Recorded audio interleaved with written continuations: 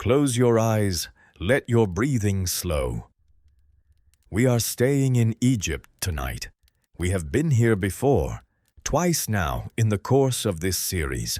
The first time, we stood at the base of the Great Pyramid at Giza and watched it rise, stone by stone, over 20 years of labor in the reign of a pharaoh named Khufu, 2,500 years before Christ. The second time, we followed Alexander the Great into the Nile Delta, watched him sacrifice to the Egyptian gods at Memphis, and traced his journey across the Sahara to the oracle at Siwa. Tonight we are going to a different Egypt, a smaller Egypt, a more intimate Egypt. The year is approximately 1332 before Christ, roughly 1,200 years after the building of Khufu's pyramid, roughly 1,000 years before Alexander's arrival. The New Kingdom period, which historians consider the height of Egyptian civilization. The empire is at or near its peak. Its armies have campaigned deep into Nubia in the south and into the Levant in the north. Its trade routes reach from Central Africa to the eastern Mediterranean. Its pharaohs are building temples and monuments on a scale that will not be matched until the Romans. Thebes, the capital city on the Upper Nile, is one of the great cities of the ancient world. Its temples at Karnak and Luxor are already ancient by this date, built up over centuries of royal patronage, encrusted with carvings and painted scenes and hieroglyphic texts that record the achievements of 100 kings. Into this world, already ancient, already layered with thousands of years of tradition and theology and political history, a boy has just become pharaoh. He is approximately 9 years old. His name, when he takes the throne, is Tutankhaten, the living image of the sun disk. Within a year or two of his accession, he will change it to Tutankhamun, the living image of Amun, the great god whose worship his predecessor had tried to destroy. He will reign for approximately 10 years. He will die at 19 or thereabouts under circumstances that have been debated for a century and remain unresolved. And he will be forgotten for 3,000 years, his name chiseled from monuments, his memory erased, his tomb hidden under the debris of later construction, until an English archaeologist named Howard Carter, in November of 1922, brushed the dust from a stone step in the Valley of the Kings and began the most spectacular archaeological discovery in history. Settle in. This is his story. To understand Tutankhamun, we must understand the catastrophe he was born into, and the man who caused it. Tutankhamun's father, almost certainly, was the pharaoh Akhenaten. The identification is not completely certain. Ancient Egyptian royal genealogy is complicated, and the political sensitivity around Akhenaten's memory in the generations after his death meant that records were altered and names were erased. But the genetic analysis of Tutankhamun's mummy, conducted in 2010, identified a male in an adjacent tomb as almost certainly his father, and that male is almost certainly Akhenaten. Akhenaten came to the throne as Amenhotep IV, probably around 1353 before Christ, as the son of Amenhotep III, one of the most powerful and prosperous pharaohs Egypt ever had. The Egypt he inherited was wealthy, stable, and secure, its empire intact, its temples full, its population prosperous by ancient standards. Within a few years of taking the throne, Akhenaten began doing something that no Egyptian pharaoh had ever done before, and that no Egyptian pharaoh would ever do again. He dismantled the Egyptian religious system. Egyptian religion in 1350 before Christ was ancient beyond reckoning, its origins lost in the prehistory of the Nile Valley, its pantheon of gods accumulated over millennia, its priests and temples and rituals embedded in every aspect of Egyptian life.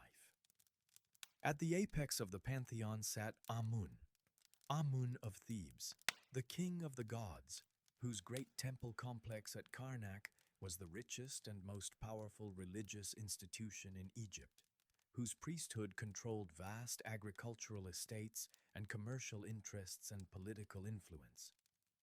Akhenaten abolished it all. He declared that there was only one god, the Aten, the physical disk of the sun, source of all light and life. Not a god in the traditional sense. The Aten had no mythology, no stories, no relationships with other gods, no human or animal form, just light, just the sun as a pure abstraction. He closed the temples. He shut down the cults. He sent workmen across Egypt to chisel the name of Amun from every monument where it appeared, off temple walls, off tomb inscriptions, off obelisks, off the very cartouches of previous pharaohs. He renamed himself Akhenaten, meaning servant of the Aten. He built a new capital city from nothing in a part of the desert that had never been settled, a site in Middle Egypt that he called Akhenaten, horizon of the Aten, which we now call Amarna. Within a few years, Amarna was a substantial city, perhaps 50,000 inhabitants, its streets laid out in the Egyptian style, its palace complex stretching along the riverbank, its tombs cut into the cliffs above the valley. And into this new city, this revolutionary project, this erasure of 3,000 years of Egyptian tradition, a child was born. We do not know exactly when. We do not know his mother's name with certainty. There are candidates, but the evidence is ambiguous. What we know is that he was raised at Amarna, in the court of the most radical pharaoh in Egyptian history, surrounded by the new religion, the new art style. Akhenaten's court produced a revolution in Egyptian art as well, a sudden shift toward naturalism, toward showing the royal family in informal domestic scenes, and the constant knowledge that outside Amarna's boundaries, in the old cities and the old temples, resentment was building. Akhenaten died, probably, around 1336 before Christ. He may have been succeeded briefly by a shadowy figure called Smenkhkare, possibly a co-regent, possibly Akhenaten's wife Nefertiti ruling under a different name, possibly someone else entirely. The evidence is sparse and disputed. What is clear is that within a year or two of Akhenaten's death, a 9-year-old boy was pharaoh of Egypt, and everything was about to change back. Tutankhamun, born Tutankhaten, took the throne at an age when most children are still learning to read. The Egypt he inherited was in a state that the ancient sources, cautiously but unmistakably, describe as crisis. The Amarna Revolution had disrupted the economic and administrative infrastructure of the state. The temples that Akhenaten had closed were not just religious institutions. They were economic engines, landowners, employers, distributors of agricultural surplus. Closing them had consequences for the communities they served that went far beyond theology. The priesthoods that had been disbanded were not just spiritual functionaries. They were administrators, scribes, judges, physicians. Dismantling them had created gaps in the governance of the country that had not been adequately filled. The army had been neglected. Egyptian vassal states in the Levant had been appealing for military help against outside pressure. Appeals preserved in the Amarna Archive, a collection of diplomatic correspondence found at the site of Akhenaten's capital in the 19th century, and the help had not come. Egypt's international standing had eroded. The new pharaoh, whoever was actually making decisions in his name, moved quickly to reverse course. The name was changed first. Tutankhaten became Tutankhamun, abandoning the reference to the Aten and replacing it with the name of the great god Amun, whose worship his father had tried to destroy. The capital was moved back, first to Memphis, the old administrative capital in the north, and eventually authority was restored to Thebes, the religious capital of the south. The temples were reopened, the cults were restored, the statues of the gods that had been damaged or removed were repaired and returned. A formal restoration decree was issued, inscribed on a large stele, a flat stone monument that was set up at Karnak. The text describes the state of the country when the young king came to the throne. The temples fallen to ruin, the sanctuaries as if they had never been, the cult images vanished, the gods having turned their backs on Egypt. It describes what the king has done to remedy this, restoring the temples, creating new divine images of gold and electrum and precious stones, establishing the temple endowments, appointing priests from the sons of notable men. The tone is careful.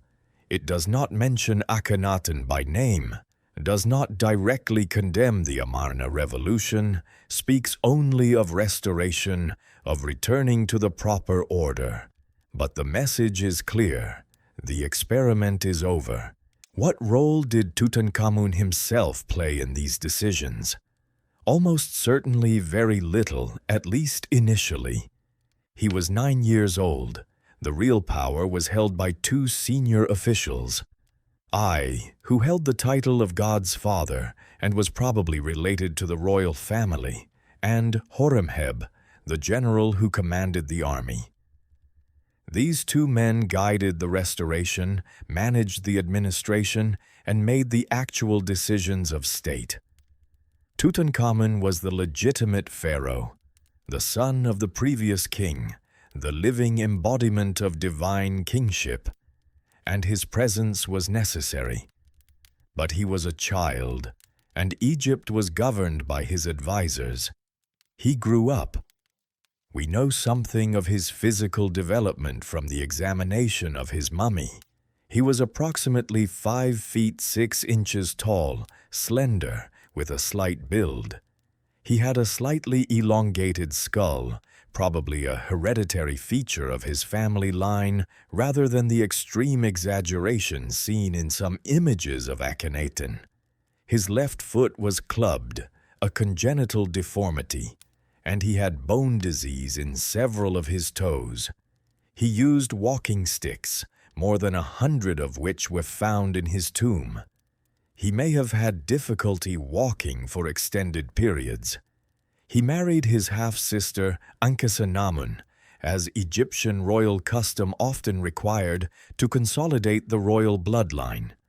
She was slightly older than he was, perhaps 12 or 13 to his 9 when they were betrothed, old enough to have been married previously to Akhenaten himself. In the tomb, among the thousands of objects, were 2 small mummified fetuses, premature infants, almost certainly their children, who did not survive. He was, in short, a real person, a boy with a bad foot and dead children, and a kingdom in crisis, and advisors who made most of the real decisions. A person trying to grow up in the middle of extraordinary historical circumstances. He died before he fully managed it. In approximately 1323 before Christ, Tutankhamun died. He was somewhere between 17 and 19 years old. The CT scans and DNA analysis conducted on his mummy in 2005 and 2010 give a probable age at death in that range. He had been pharaoh for approximately a decade. The cause of death has been the subject of intense debate for a century, and it remains genuinely unresolved. This is not false modesty about the limits of ancient medicine. It reflects a real ambiguity in the physical evidence, which is complicated by the condition of the mummy and the circumstances of its discovery. The mummy of Tutankhamun was found in a damaged state. When Howard Carter opened the innermost coffin in 1925, he found that the mummy had adhered to its gold mask and to the resin that had been poured over it in the burial, and that attempts to extract it had caused significant damage. The skull showed a bone fragment loose in the cranial cavity, which led early investigators to suggest he had been murdered by a blow to the head. This was the dominant theory for decades. The 2005 CT scan overturned it.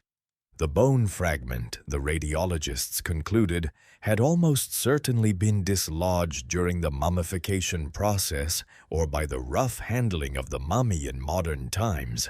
There was no evidence of a blow to the head.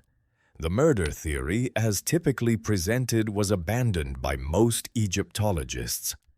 What the 2010 DNA analysis found was more complex. Tutankhamun showed evidence of multiple malaria infections, more than one strain of Plasmodium falciparum, the most dangerous form of malaria. He had bone necrosis in several of his feet, consistent with a hereditary condition called Koehler disease. He had a clubfoot. He showed evidence of what may have been a fracture to his left thigh, just above the knee, a fracture that may or may not have been recent at the time of death. The current working hypothesis, among those who accept the 2010 results, is that Tutankhamun was a young man with multiple congenital health problems, the result of generations of close relative marriage within the royal family, which had concentrated genetic vulnerabilities, who was struck down by a combination of malaria and bone disease, and possibly an injury that he was too weakened to survive. But not everyone accepts this.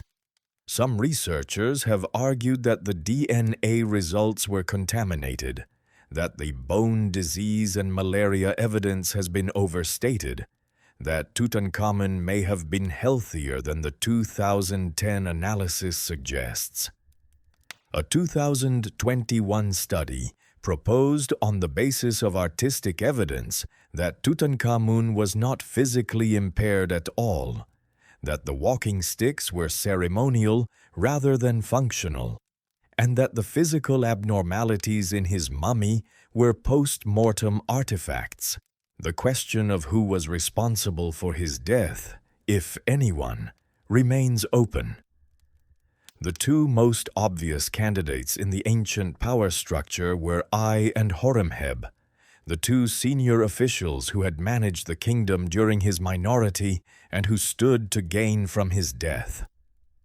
Ai became pharaoh immediately after Tutankhamun, performing the opening of the mouth ceremony for the dead king himself, a rite that normally belonged to the successor and was used to legitimize the transition.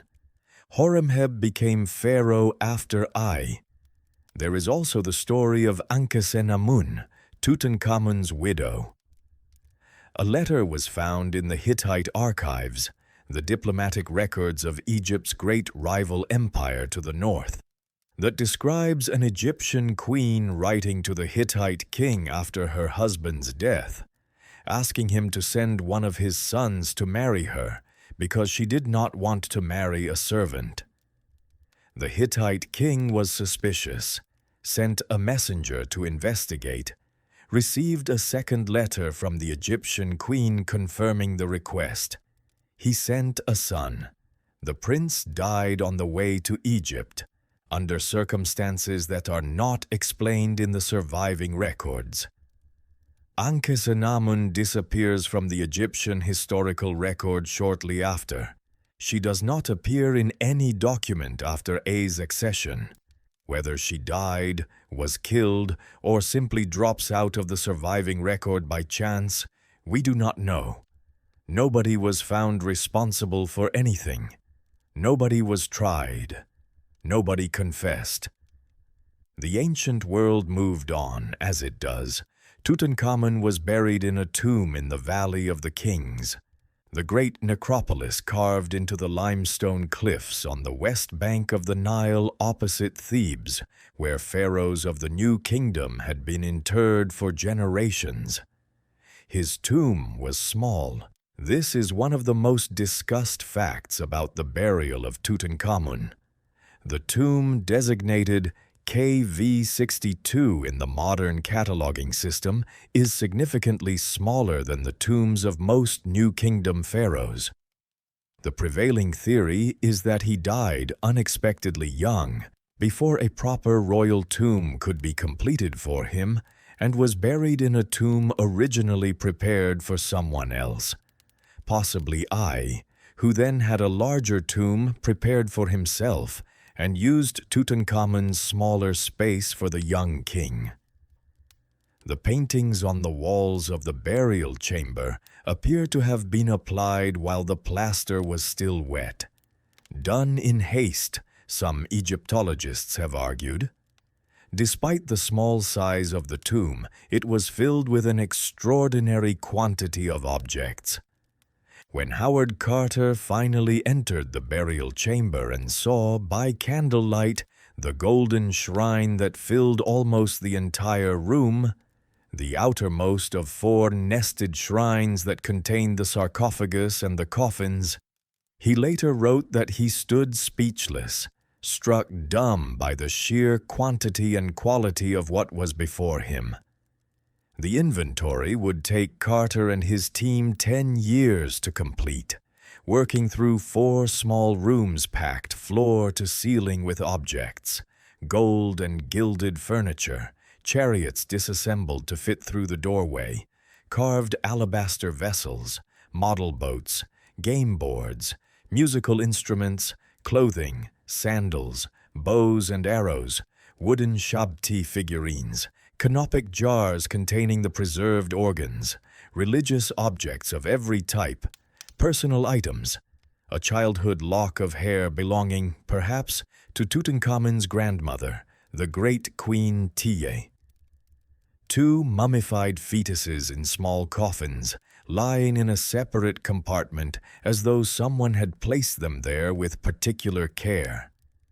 And at the center of everything, nested within 4 gilded shrines, within a stone sarcophagus, within 3 coffins, the innermost coffin of solid gold, 110 kilograms of it, and inside it the mummy of a teenager with a golden mask over his face.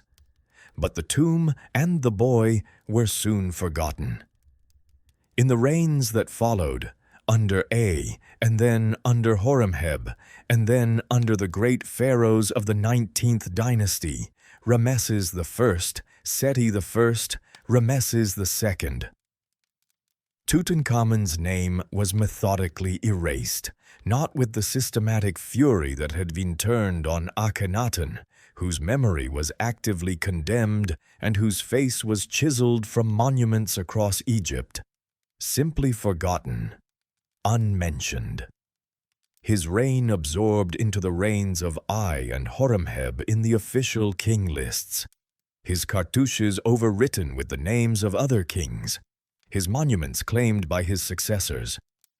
The Amarna period, Akhenaten, Smenkhkare, Tutankhamun, Ai, became for official Egyptian history a gap, a disruption, a time that had not happened. The restoration that Tutankhamun had begun was completed by others and claimed by others, and the boy who had sat on the throne while it was accomplished was quietly written out. The tomb entrance was covered, probably not deliberately, by the debris from the construction of later tombs nearby. The workers' huts of the men who built the tomb of Rameses VI were built directly above it. By the time the last pharaohs ruled and the Roman emperors came to Egypt, and eventually the Christian era began, and the old religion was suppressed, and the hieroglyphs became unreadable, and the identity of the people buried in the Valley of the Kings became a matter of speculation. By all that time, the tomb of Tutankhamun was effectively invisible. It stayed that way for approximately 3,000 years. In the early years of the 20th century, a systematic effort was underway to excavate the Valley of the Kings. The valley had been known to Europeans and Americans as a site of ancient burials since the 17th century. Travelers had visited, adventurers had dug, scholars had catalogued. By the early 20th century, most Egyptologists believed that the valley had been exhausted, that every tomb worth finding had been found. A wealthy American businessman named Theodore Davis had held the excavation permit for the valley since 1902 and had found several significant tombs.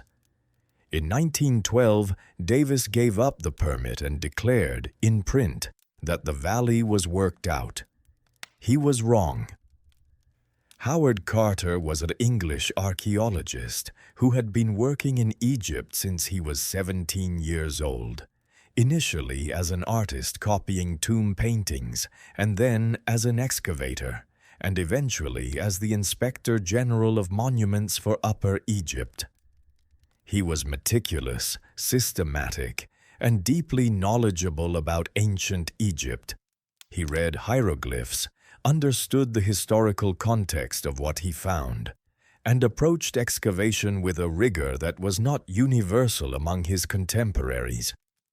He was also, by the time he took over the Valley of the Kings excavation permit in 1915, almost entirely funded by a single patron, George Herbert, the 5th Earl of Carnarvon, a wealthy English aristocrat who had come to Egypt for his health and had developed a serious interest in Egyptology. Carnarvon paid for the excavations. Carter directed them. Carter had a theory. In the valley, among the known tomb locations, there was a small area near the center, underneath the workers' huts that covered a section of the valley floor, that had not been properly excavated. He believed, on the basis of various small finds made in earlier years, including a faience cup bearing the name of Tutankhamun found by Davis, that the tomb of Tutankhamun might be in that uninvestigated area. The First World War interrupted the excavations. After the war, Carter and Carnarvon resumed. Year after year they dug. The workers' huts were removed. The underlying debris was excavated. Nothing of significance appeared. By the autumn of 1922, Carnarvon was losing patience. He wrote to Carter suggesting that they had spent enough, that perhaps the valley really was exhausted after all. Carter persuaded him to fund one more season. On the 1st of November, 1922, Carter's workmen began excavating the last unexplored section beneath the old huts. On the 4th of November, a workman uncovered a stone step cut into the bedrock.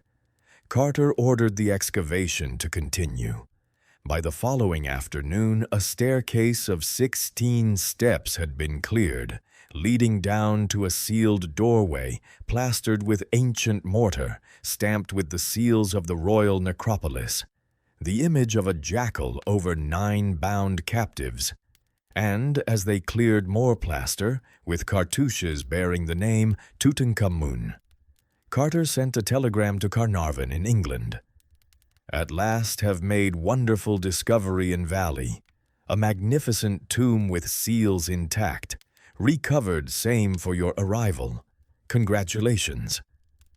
Carnarvon arrived by the 23rd of November. On the 26th, with Carnarvon, his daughter, Lady Evelyn Herbert, and Carter's assistant Arthur Callender present, Carter made a small hole in the sealed inner doorway, held a candle through it, and looked into a room that no one had entered in 3,250 years. Carnarvon asked if he could see anything. Carter, who would later describe the moment in his published account of the discovery, replied, "Yes, wonderful things." What Howard Carter saw when he held that candle through the hole in the sealed doorway was an antechamber approximately 8 meters by 3.5 meters, a room the size of a modest apartment, packed so completely with objects that there was almost no floor space visible.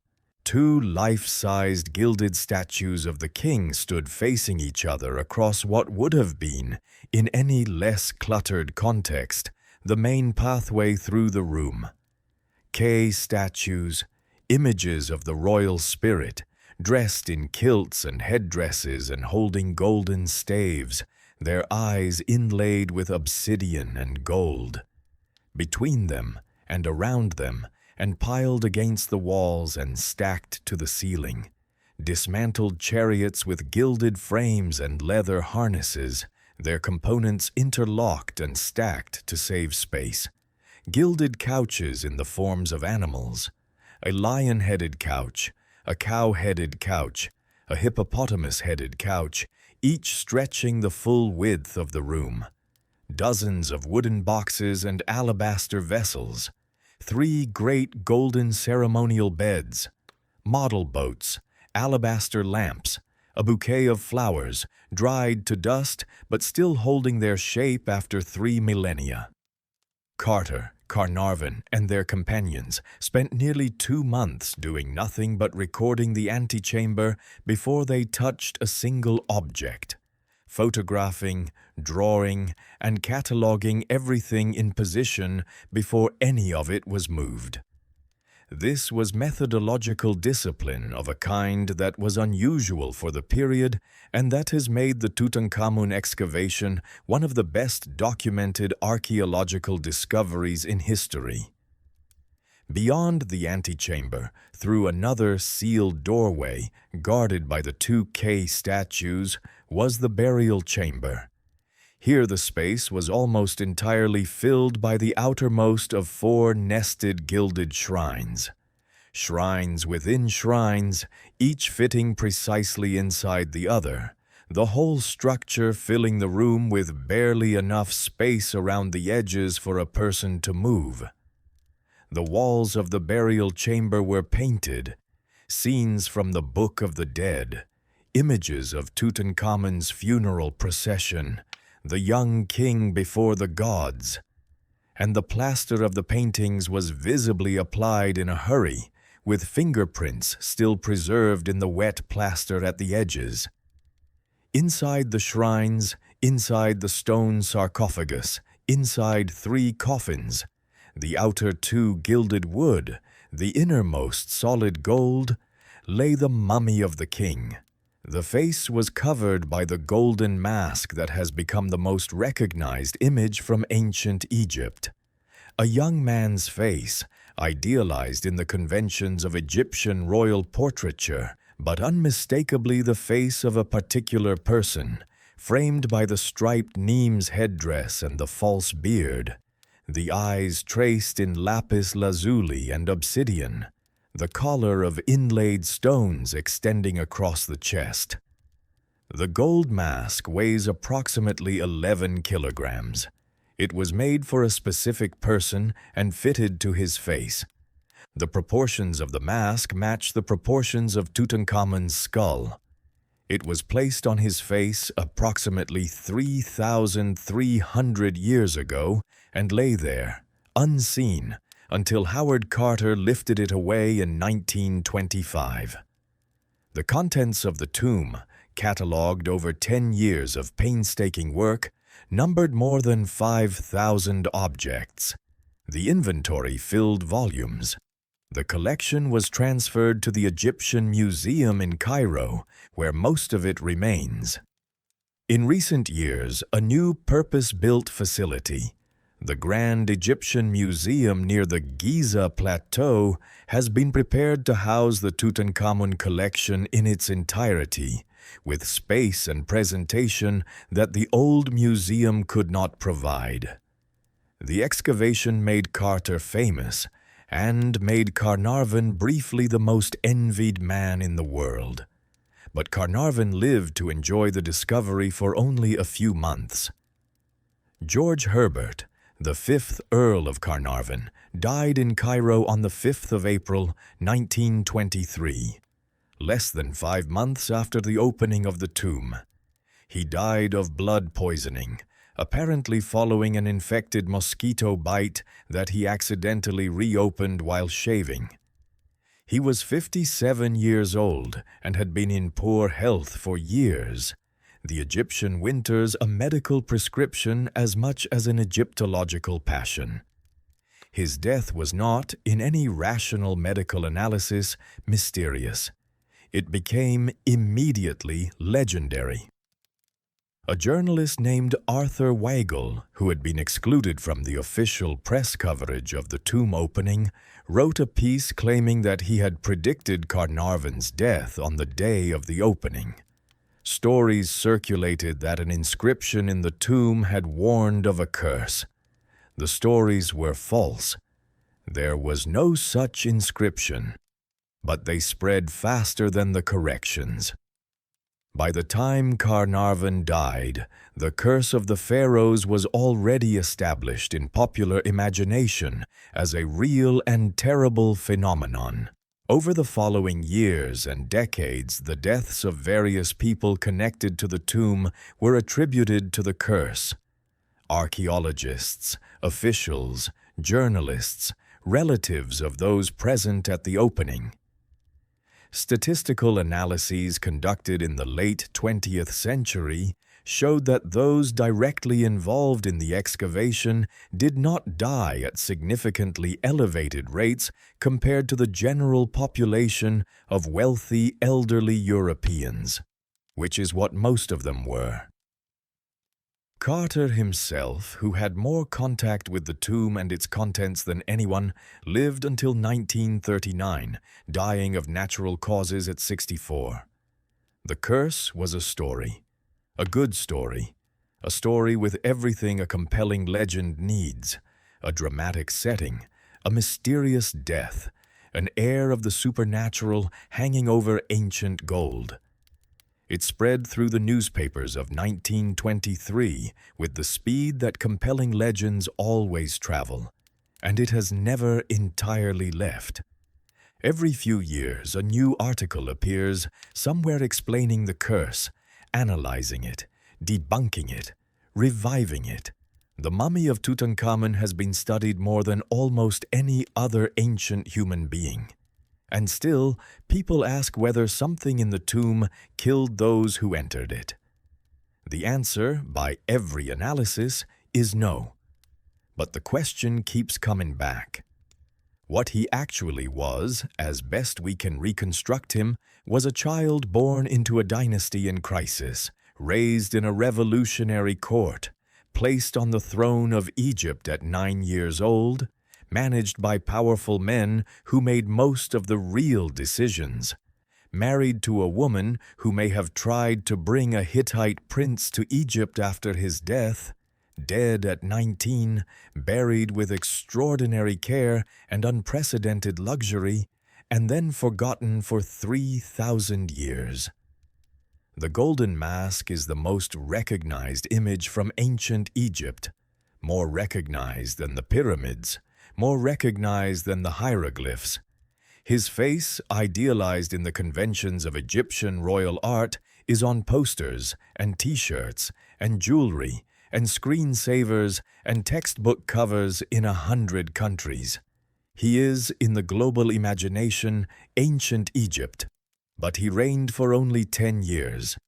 He accomplished nothing, as far as we can tell, that was not accomplished in his name by older and more powerful men. He died without an heir. He is famous because his tomb survived.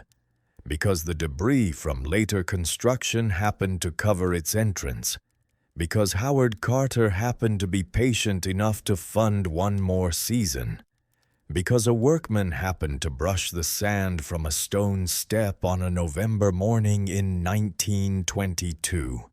The most recognized face of ancient Egypt is famous for reasons that have almost nothing to do with who he was. The finding matters more than the curse.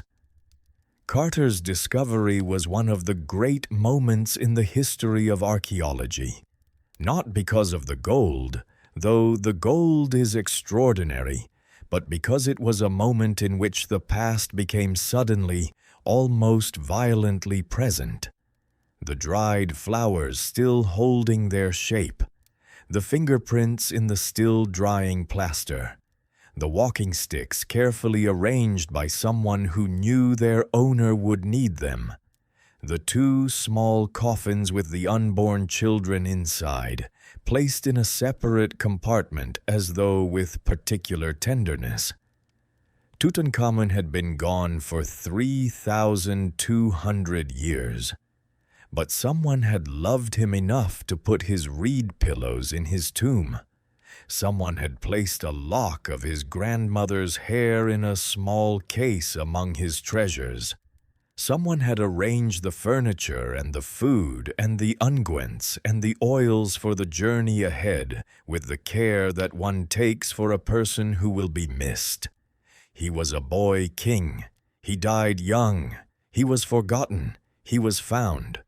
And the dried flowers were still there after 3,000 years because someone had put them there for him. It is late now. Close your eyes. Let Tutankhamun rest, the boy who was born into the wreckage of his father's religious revolution, who took the throne at 9 years old with a bad foot and a kingdom in disarray, who spent his short reign undoing what his father had done and restoring to Egypt the gods and temples and rituals that had sustained it for 3,000 years before he arrived, who died at 19 in circumstances that 2,000 Egyptologists and a century of increasingly sophisticated forensic analysis have not resolved, who lay in his golden coffin in the dark for 3,200 years and was found at last by a patient Englishman with a candle. Let Tutankhamun rest, the boy who was born into the wreckage of his father's revolution, who took the throne at 9 with a bad foot and a kingdom in disarray, who spent his short reign undoing what his father had built and restoring the gods and temples and rituals that had sustained Egypt for 3,000 years before he arrived, who died at 19 in circumstances that a century of increasingly sophisticated analysis has not resolved, who lay in his golden coffin for 3,200 years and was found at last by a patient Englishman with a candle and a theory. Let Akhenaten rest, the heretic pharaoh whose revolution created the crisis Tutankhamun was born into. The man who looked at 3,000 years of Egyptian religious tradition and decided it was wrong, and who had the absolute power of a god-king to act on the decision. He closed the temples. He disbanded the priesthoods. He built a new city in the desert and filled it with hymns to the sun disk and scenes of his family playing together in its warmth. His city was abandoned within a generation of his death. His name was chiseled from the monuments. His memory was suppressed so effectively that for 3,000 years he was nearly unknown. And then, when archaeologists began finding and reading the documents left at Amarna, it turned out that he was one of the strangest and most interesting people who had ever sat on the throne of Egypt.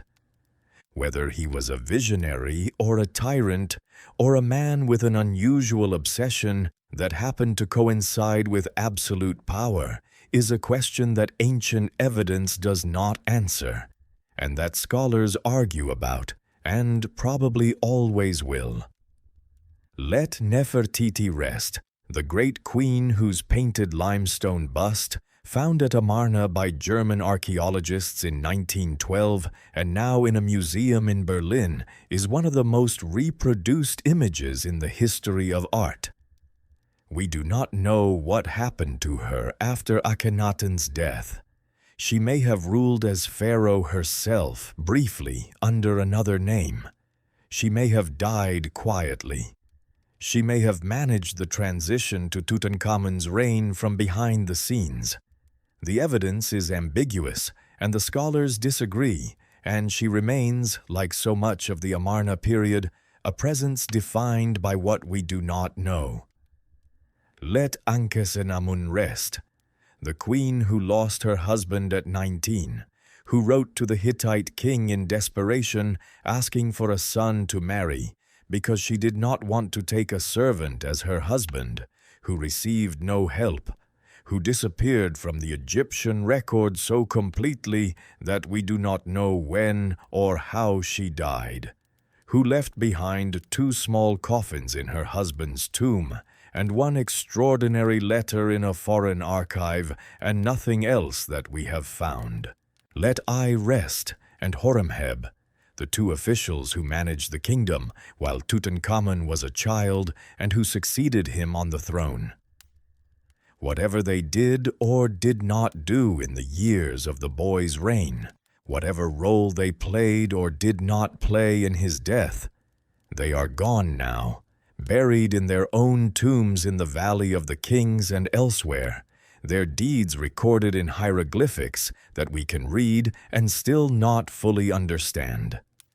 Let Howard Carter rest, the careful, meticulous, difficult man who spent 6 seasons looking for a tomb that most people believed did not exist, who persuaded Lord Carnarvon to fund 1 more season when the money was nearly gone, who stood in the debris of the Valley of the Kings on the 4th of November, 1922, looking at a stone step cut into the bedrock, and understood what it was, who spent the next 10 years of his life carefully removing, recording, and preserving 5,000 objects with a discipline and patience that makes the Tutankhamun excavation a standard against which all subsequent major archaeological discoveries have been measured. Let the Valley of the Kings rest, the great limestone cleft on the western bank of the Nile, where pharaohs were hidden for 3,000 years, where the workmen of Ramesses VI built their huts above the entrance to a boy's tomb without knowing what lay beneath their feet, where a stone step was uncovered on a November morning and the past came rushing back into the present. Let the golden mask rest, the face of a boy king 19 years old, looking out from under the striped Nemes headdress with the eyes of lapis lazuli and obsidian, neither smiling nor stern, simply present, the way the dead are present when we think hard enough about them. The face that was made for 1 specific person, that was fitted to his face 3,300 years ago, that lay in the dark for 3 millennia, and then was lifted into the light. He lived. He ruled. He died at 19. He was forgotten for 3,000 years. He was found. Let the long golden dream of ancient Egypt drift away. Let the torches go out in the Valley of the Kings, 1 by 1, until only the stars are left above the limestone cliffs. And sleep.